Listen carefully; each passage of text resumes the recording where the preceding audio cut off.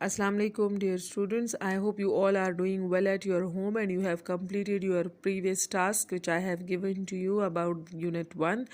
Now today we are going to start our first lecture of Unit 2 and the name of our this unit is the Khyber Pass. Khyber Pass Dara Khyber ko kehte hain.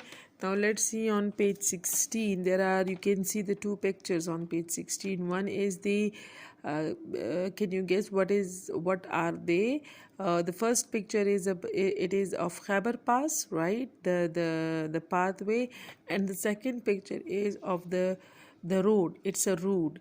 This is the route through which the subcontinent can be connected to the rest of the world. ٹھیک ہے، یہ ایک واحد راستہ ہے جس میں جو بر صغیر کو باقی تمام دنیا کے ساتھ کنیکٹ کیا جاتا ہے. You can see it is یہ ایک پوائنٹ پہ بہت زیادہ نیرو ہو جاتا ہے، بہت تنگ راستہ ہے، خطرناک بھی ہے کسی حد تک. اور بر صغیر میں جتنی بھی تجارت ہوتی تھی، آمد و رفت ہوتی تھی باقی تمام دنیا سے، وہ زمینی جو ایک راستہ تھا وہ یہی تھا واحد راستہ، اور اسی کے ذریعے سے ہوتی تھی. alright. So let's start our lesson. Khyber Pass is a Hebrew word meaning a fort. خیبر پاس جو ہے وہ ایک اسرائیلی زبان کا ورڈ ہے اور جس کا مطلب ہے فورٹ مینس قلعہ. right? The Khyber Pass is one of the most famous mountain passes in the world. تو خیبر پاس جو ہے یہ ایک دنیا میں جو اتنے بھی پہاڑی سلسلے ہیں یا پہاڑی راستے ہیں ان میں سے یہ ایک مشہور راستہ ہے. خیبر پاس ان میں سے ایک ہے. Khyber pass is located in the mountains that divide Pakistan and Afghanistan. اچھا، خیبر پاس جو ہے یہ راستہ جو ہے یہ پہاڑوں سے ہو کر گزرتا ہے اور یہ پاکستان اور افغانستان کو کیا کرتا ہے، ڈیوائڈ کرتا ہے، تقسیم کرتا ہے، مینز ان کے بیچ میں ایک بارڈر بنا لیتا ہے. It forms the bridge between Central and South Asia. اچھا، اور یہ راستہ جو ہے سینٹرل مینز مرکزی، جو مرکزی ہمارے پاس ایشیا ہے، اور جو جنوبی ایشیا ہے یعنی مرکزی اور جنوبی ایشیا کے بیچ میں یہ ایک پل کا کام کرتا ہے خیبر پاس. ٹھیک ہے. The Khyber Pass is a 53 kilometer passage through the Hindu Kush mountains range. ہندو کش پہاڑوں کا جو سلسلہ ہے اس میں سے ہو کر یہ خیبر پاس یہ تقریباً کہاں تک کتنے کلومیٹر ہے؟ 53 کلومیٹر یہ راستہ ہے، اور یہ راستہ ہندو کش پہاڑوں سے ہو کر جاتا ہے. ان کے یعنی ہندو کش پہاڑوں کا جو سلسلہ ہے اس میں سے ہو کر جاتا ہے، of which جس میں 45 kilometers lies in پاکستان. اور جو خیبر پاس کا پورا جو 53 کلومیٹر پیسیج ہے، جو 53 کلومیٹر مشتمل جو یہ راستہ ہے، یہ اس کا 45 کلومیٹر راستہ جو ہے وہ پاکستان میں ہے. باقی جو ہمارے پاس تقریباً آئی گیس 8 کلومیٹرز رہ جاتے ہیں جو کہ افغانستان میں ہیں. It is an important part of the ancient Silk Route. اور یہ شہرائے سلک روٹ کون سا ہے؟ شہرائے ریشم. یعنی اس کو شہرائے ریشم کیوں کہا جاتا ہے؟ I guess you have read it ان پاک اسٹڈی. اس کو شہرائے ریشم اس لیے کہا جاتا ہے کہ شہرائے ریشم یہ ایک راستہ تھا جس کے ذریعے جو تھا ریشم جو ہے وہ ایکسپورٹ ہوتا تھا باقی علاقوں میں. ٹھیک ہے. بر صغیر سے باقی علاقوں میں یہ ایکسپورٹ ہوتا تھا. تو خیبر پاس جو ہے یہ شہرائے ریشم کا ایک بہت ہی امپورٹنٹ پارٹ ہے، اس کا بہت ہی ضروری پارٹ ہے. ٹھیک ہے، کیونکہ یہ کنیکٹڈ ہے بر صغیر کے ساتھ. It has a significant cultural, economic and geopolitical importance.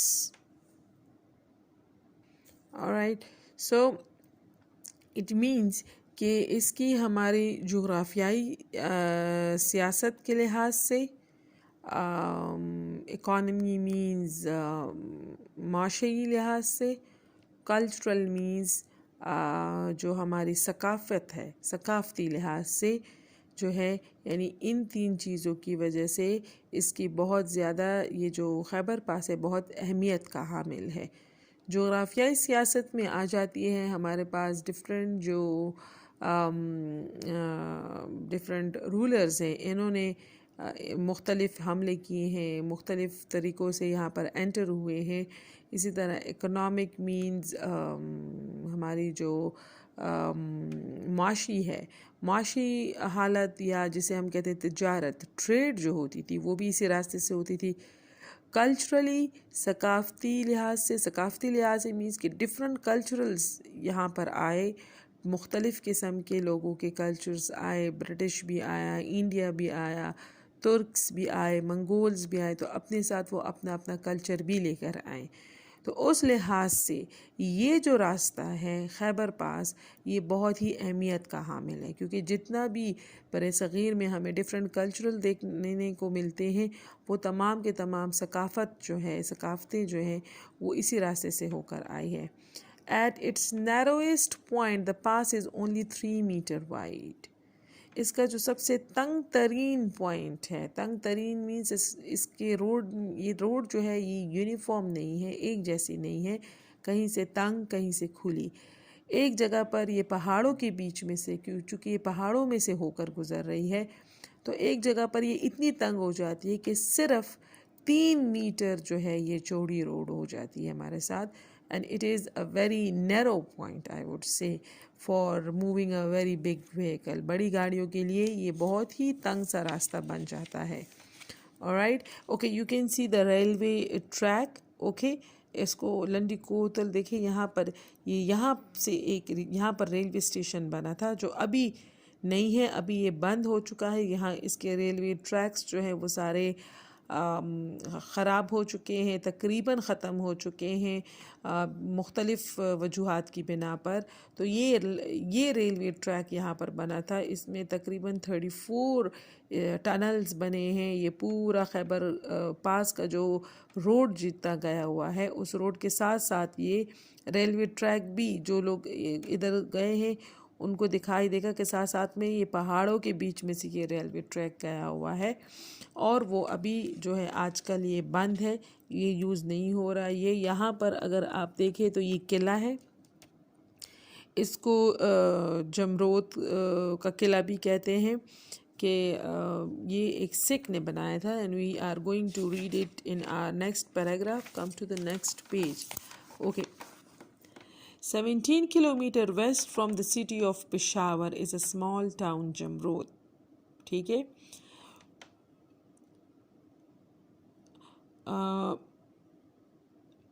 مغرب کی جانب جب ہم پشاور کی طرف جائیں تو وہاں سے 17 کلومیٹر کے فاصلے پر ہم دیکھتے ہیں کہ ایک چھوٹا سا ٹاؤن آتا ہے، قصبہ آتا ہے جس کو جمرود کہا جاتا ہے. The town is the entry point to the Khyber Pass. Basically یہ جمرود ٹاؤن جو ہے نا یہ انٹری پوائنٹ ہے خیبر پاس کا. یہاں سے خیبر پاس کا ہم کہہ سکتے ہیں کہ یہاں سے ہمیں انٹرنس مل جاتی ہے خیبر پاس کی، یا یہاں سے خیبر پاس شروع ہو جاتا ہے. باب خیبر یا جس کو خیبر گیٹ بھی کہا جاتا ہے is monument at the entrance of the Khyber pass in Jamrud. اچھا، باب خیبر یا خیبر گیٹ جو ہے وہ جمرود میں ایک یادگار کے طور پر یہ داخلہ بنایا گیا ہے، انٹرنس پوائنٹ بنایا گیا ہے، اور یادگار جو ہے وہ ایک مونومنٹ کی صورت میں ہے. جیسے کہ آپ یہ دیکھ سکتے ہیں اس پچھلے پیج پر کہ آپ دیکھیں یہ ایک مونومنٹ انہوں نے بنایا ہے، یادگار سا بنایا گیا ہے. یہاں سے ہم جب جاتے ہیں تو یہ جمرود کے علاقے میں یہ خیبر پاس بنا ہوا ہے، اور یہ جو ہے ہم یہاں سے انٹری ہوتے ہیں خیبر پاس میں. It was built in the 10th century. Yes, it was built in the 10th century and was repaired in 1964. اچھا، یہ 10ویں صدی میں بنایا گیا تھا اور اس کی دوبارہ ریپیئرڈ مینز دوبارہ مرمت کی گئی تھی 1964 میں. alright. Next to the Bab Khaybar is a fort built by the Sikh near Jamrud village. اچھا، جب ہم جیسے ہی ہم انٹر ہو جاتے ہیں باب خیبر میں تو اس کے ساتھ ہی ہم دیکھتے ہیں کہ یہاں پر ایک قلعہ ہے جس کو جمرود قلعہ بھی کہا جاتا ہے یا جسے ہم جمرود فورٹ بھی کہہ سکتے ہیں. یہ قلعہ ایک سکھ نے بنایا تھا اور اس سکھ نے تقریباً 54 ڈیز میں بنایا تھا. اور یہ قلعہ بلڈ اس لیے ہوا تھا کہ وہ سکھ چاہتا تھا کہ اس قلعے کے ذریعے وہ پھر افغانستان پر حملہ کر سکے یہاں کے مسلمانوں پر. لیکن یہاں کے مسلمانوں نے اس قلعے میں ہی اس سکھ کو مار ڈالا تھا. Like this is in history. All right, so you can say ایک نیئر جمرود ولیج، اور یہاں جو جمرود کا گاؤں ہے اس کے ساتھ ہی یہاں پر ایک بلڈنگ ہے قلعہ نما جس کو ایک سکھ نے بنایا تھا، اور وہی سکھ جو ہے وہ اسی قلعے میں مر بھی گیا. Further some 30 kilometers ahead is لنڈی کوتل a small town. اچھا دیکھیں، جمرود سے اب اسی قلعے سے جمرود ولیج سے تقریباً 30 کلومیٹر کے فاصلے پر، اہیڈ مینز آگے، 30 کلومیٹر آگے جب ہم جاتے ہیں تو وہاں پر ایک دوسرا چھوٹا سا قصبہ آتا ہے جسے ہم لنڈی کوتل کہتے ہیں. It is the highest point along the pass. ٹھیک ہے. At this point, okay, the mountains on either side can be climbed only in a few places. All right. What is happening کہ جو لنڈی کوتل اسمال جو چھوٹا سا ایک قصبہ ہے، یہ جو ہے یہ سب سے اونچائی پر بنا ہوا ہے. It is the highest point, اور یہ سب سے اونچی جگہ ہے پاس کے ساتھ جاتے ہوئے. جیسے یعنی ہم خیبر پاس میں کے راستے پہ جا رہے ہیں، اسی پہ یہ سب سے اونچے جگہ ہے. اور اس جگہ پر جب ہم کھڑے ہو جاتے ہیں، mountains like we can see the mountains on either side. okay, like اگر ہم ان کی ڈفرینٹ یہاں پر اونچی نیچی چٹانیں آتی ہیں، انہی چٹانوں پر کھڑے ہو کر ہم اگر دیکھیں تو ہمیں پورا جو ہے وہ جو ماؤنٹینز کا ایک پورا سلسلہ ہے یا جسے ہم کہہ سکتے ہیں ایک نیٹ ورک، وہ ہمیں دکھائی دے گا. As you can see in this picture, right, there are a network of mountains, right, and this is the Khyber Pass, and you can see the mountains over here. So if someone is standing over there, he or she can see the whole range of the mountains. All right. On either side means on both sides, and can be climbed in a few places. Okay, Landi Kotal has a railway station of Khyber Pass Railway. Okay, Landi Kotal میں ایک railway station بھی پایا جاتا ہے جس کو خیبر پاس railway کہا جاتا ہے. As you can see in the previous page, there is a picture of Landi Kotal. Here is the Landi Kotal and it's the station, right? Over here they have built a railway station over there as well. Okay, what is it? It is a tourist train. The Khyber, it is a tourist train, and the Khyber train safari was run on this railway. Okay, it is basically a tourist train, یعنی یہ سیاحوں کے لیے یہ train بنائی گئی ہے. اور the Khyber train safari was run on this railway. Safari is you can say it's kind of a journey on which you usually hunt animals, or you see different places, or you جیسے ایک جنگل میں سے ہو کر یا ایک انون area میں سے ہو کر آپ جاتے ہو، اور اس پر وہاں پر آپ ڈفرینٹ اینیملز دیکھتے ہو، شکار کے غرض سے آپ جاتے ہو. تو یہ ٹرین بھی جو ہے یہ وہی سفر کرتی ہے. اور ریلوے ٹریک جو ہے ادھر جو ریلوے ٹریک ہے وہ بھی یہاں پر جتنے بھی لوگ ٹرین میں سوار ہوتے ہیں تو basically the main purpose behind having a journey on this railway track is just to have hunt some animals, maybe birds, something like this. Okay, it was closed in 2006 due to washing away of railway track and bridges by flood. And this railway, Khyber Pass railway was closed. Okay, یہ بند ہو گئی تھی 2006 میں. کس وجہ سے؟ Washing way of railway track and bridges by floods. یہاں پر جتنے بھی پل تھے یا ریلوے ٹریکس تھے وہ کافی بہہ چکے تھے. کس کے ساتھ؟ سیلاب کے ساتھ. یعنی سیلاب 2006 میں سیلاب آیا تھا، اور اس سیلاب میں یہاں پر کافی جو ریلوے ٹریکس بنے تھے وہ تقریباً اس کے ساتھ سیلاب کے ساتھ ہی بہہ کر چلے گئے. It is also a famous market place where people enjoy eating tikkas and chapli kebabs. Like Landi Kodan mein definitely it is one of the famous place of barbecue and chapli kebabs as well. So یہاں پر ایک چھوٹا سا market ہے جہاں پر لوگ جو tourist especially جب آتے ہیں تو وہ یہاں کے تکے اور چپلی کباب خواہ کھاتے ہیں. Just a few kilometers further is Torkham border. Okay, like yes, یہاں پر جمرود سے 30 کلومیٹر کے فاصلے پر لنڈی کوتل ہے، اور لنڈی کوتل سے کچھ کلومیٹر کے فاصلے پر تورخم بارڈر ہے. This border is known, it is one of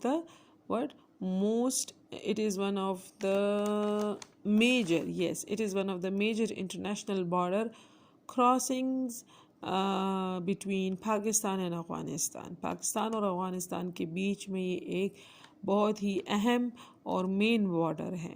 Right? It is the busiest point of entry between the two countries through Khyber Pass, serving as a major transporting, shipping and receiving site. All right. So if you can see کہ یہاں پر جو ہے it is one of the most busiest entry point between the two countries، کیونکہ افغانستان سے پاکستان سے کافی چیزیں افغانستان کو export ہوتی ہے. All right. So it is the serving as a major transporting means مختلف ٹرانسپورٹیشنز ہوتی ہیں، شپنگ ہوتی ہے ڈفرینٹ چیزوں کی، ڈفرینٹ وہاں سے کنٹینرز ادھر آتے ہیں، یہاں سے کنٹینرز جاتے ہیں ادھر. اینڈ ریسیونگ سائٹ مینس مختلف چیزیں یہاں پر اور وہاں سے یہاں ریسیوڈ ہوتی رہتی ہیں.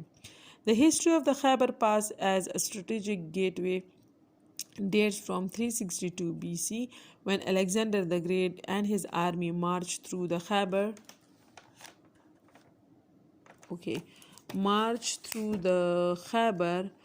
to reach the plains of India.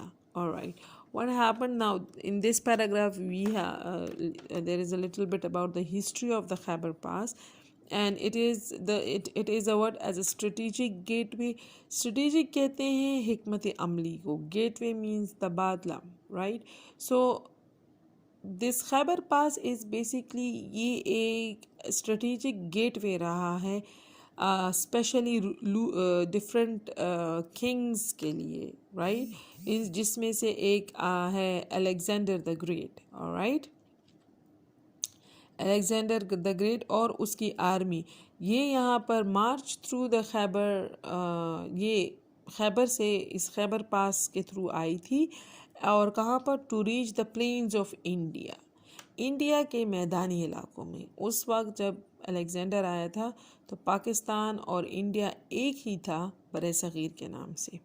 In this AD 900s, Persian, Mongols and Tatars armies forced their way through the Khyber, bringing Islam to India. What happened? کہ اسی میں in the 900 ADs میں کیا ہوا کہ پرشین مینس فارسی، منگول بھی یہ ایک قوم کا نام ہے، اینڈ ٹاٹارز آر بیسیکلی دا ترک. رائٹ؟ ان کی آرمیز جو تھی فورس دیئر وے، یعنی انہوں نے اپنی آرمیز کو یہاں پر وہ لے کر آئے اور ویئر وے تھرو دا خیبر. ٹھیک ہے؟ اور وہ یہاں پر کیوں لے کر آئے؟ برنگنگ اسلام ٹو انڈیا، کیونکہ اس ٹائم انڈیا میں اسلام نہیں تھا اتنا زیادہ عام، تو وہ اسلام کو جو ہے، انڈیا مینس برِ صغیر، not the India today. Okay? یہاں پر انڈیا سے مراد برِ صغیر، پاک و ہند جسے ہم کہتے ہیں، یہ وہ ہے. تو یہاں پر جو ہے وہ اس بارے میں بات ہو رہی ہے کہ انڈیا میں اسلام لانے کے لیے وہ انہوں نے یہاں پر باقاعدہ جو ہیں حملے کیے ہیں، اور یہاں پر ایک ہی راستہ تھا، زمینی راستہ ایک ہی تھا، اور وہ تھا خیبر پاس. Okay, Sultan Mahmud Ghaznavi crossed the Khyber Pass 17 times to attack South Asia. Alright, so سلطان محمود غزنوی نے 17 بار جو ہے خیبر پاس کو یہاں پر وہ خیبر پاس کو کراس کیا ہے، اور وہ ساؤتھ ایشیا مینز جنوبی ایشیا پر حملہ کرنے کی غرض سے. Centuries later, کافی صدیوں بعد، India became part of the British Empire and British troops defended the Khyber Pass from the British Indian side. ٹھیک ہے، کافی صدیوں بعد جو ہے انڈیا جو ہے وہ کس چیز کا، برٹش امپائر کا، یعنی برطانوی حکومت کا حصہ بن گیا. اینڈ برٹش ٹروپس، اور جو برٹش کے فوجی تھے وہ جو تھے انہوں نے دفاع کیا کس کا، the Khyber pass from the British Indian side. ٹھیک ہے، اور برٹش انڈین سائڈ سے انہوں نے جو خیبر پاس کا دفاع کیا، یعنی یہاں پر جتنے بھی لوگ آتے تھے اس کو فتح کرنے کی غرض سے، انڈیا کو فتح کرنے کی غرض سے، تو انڈین کے لوگ جو تھے، انڈیا کے لوگ، وہ برٹش آرمی کے ساتھ مل کر یہاں پر لڑتے تھے، اور یہاں پر ایون اس میں مسلمان بھی شامل تھے. اور یہ اس انڈیا کی بات ہو رہی ہے جب وہ ایک تھا، جب پاکستان اور انڈیا ایک تھا، یعنی پاک جسے بھارت بھی کہا جاتا تھا. تو بھارت جو ہے یا انڈیا جو ہے اس وقت وہ برٹش ٹروپس کے ساتھ مل کر انہوں نے خیبر پاس کی حفاظت کی تاکہ یہاں پر باقی جو ممالک ہیں وہ قبضہ نہ کر سکیں. During the Afghan wars, the pass was the scene of numerous conflicts between Anglo-Indian. So, during the Afghan wars, the pass was scene of numerous conflicts between Anglo-Indian soldiers and native Afghans. Okay? During the Afghan wars, okay, so this pass was the scene of, scene means manzar. ٹھیک ہے، جب افغان میں جنگ تھی تو یہ پاس، یہ راستہ جو تھا یہ ایک منظر بن گیا تھا بہت سارے تنازعات کا. ٹھیک ہے، کس کے درمیان، between Anglo Indian soldiers and native Afghans. Anglo Indian soldiers are those soldiers who are basically Britishers but they were born and live in India. ٹھیک ہے، یعنی وہ انگریز جو کہ پیدا تو انڈیا میں ہوئے اور پلے بڑے بھی انڈیا میں، لیکن تو they were called as Anglo Indian soldiers. تو ان کے بیچ میں اور نیٹو افغانز مینز جو وہاں کے علاقائی یا جو وہاں کے نیٹو افغانز تھے ان کے بیچ میں ایک بہت بڑی جنگ ہوئی.